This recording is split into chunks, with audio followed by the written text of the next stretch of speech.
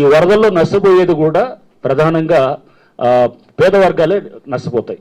ఎందుకంటే న్యాచురల్గా వీళ్ళు లో లయింగ్ ఏరియాస్లో ఉంటాయి, లేకపోతే వాళ్ళు ఇల్లులు కట్టేటప్పుడు కూడా హైట్ లేపకుండా మామూలుగా మీరు చూస్తే కనుక ఎక్కువ ఖర్చు కాకుండా తక్కువలో ఉంటుంది. సో అన్నీ కూడా కాలనీస్ అన్నీ కూడా ముంపుకుంటాయి. నెక్స్ట్ ఈ బస్తీలు కూడా లో లయింగ్ ఏరియాస్లో వాటిల్లో ఉండే వాళ్ళు ఉంటారు. అంటే ఈ వచ్చేటటువంటి ఈ ఫ్లడ్ దీంతో వచ్చే ఇక మీద వాటిల్లో పేద వర్గాలే నష్టపోతుంటారు. ఇప్పుడు మనం చూసిన ప్రతి చోట కూడా ఈ వర్షంలో వాళ్ళే ఎక్కువ నష్టపోయినట్టు కూడా కనబడుతుంది.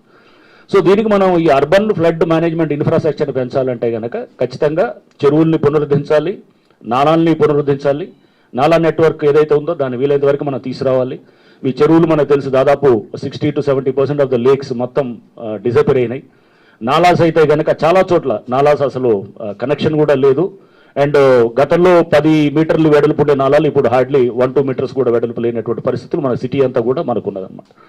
సో దీన్ని మనం నాలాలు పునరుద్ధరణ చేయటం అనే దాని మీద ఈ మనం అంటే నెక్స్ట్ 50 ఏళ్ళు 100 ఏళ్ళు సిటీ కనుక మనకి జాగ్రత్త కాపాడుకోవాలంటే కనుక సో దీన్ని తప్పకుండా మనం ఈ ఎంక్రోచ్మెంట్స్ని మనం చెక్ చేయాల్సిన అవసరం ఉంటుంది. రిజ్యూనేషన్ చేయాల్సిన అవసరం కూడా మనకి చాలా ఉంటుందన్నమాట. ఇది లేక్స్ని, వాటర్ బాడీస్, పార్క్స్ కూడా. ఎందుకంటే వెజిటేషన్ చెట్లు ఉంటాయి, చెట్లు కూడా విల్ యాక్ట్ యాజ్ అది కూలింగ్ ఎఫెక్ట్ కోసం అనమాట. ఎందుకంటే మీకు తెలుసు ఇందాక 3 to 5 degrees ఎందుకు ఎక్కువ ఉన్నది హీట్ ఐలాండ్ కాన్సెప్ట్లో. సింపుల్, మన కాంక్రీట్ స్ట్రక్చర్స్ చాలా వస్తాయి, కాంక్రీట్ బిల్డింగ్స్ ఇవన్నీ వచ్చినప్పుడు ఆ బిల్డింగ్స్ వచ్చినప్పుడు మొత్తం కాంక్రీటైజ్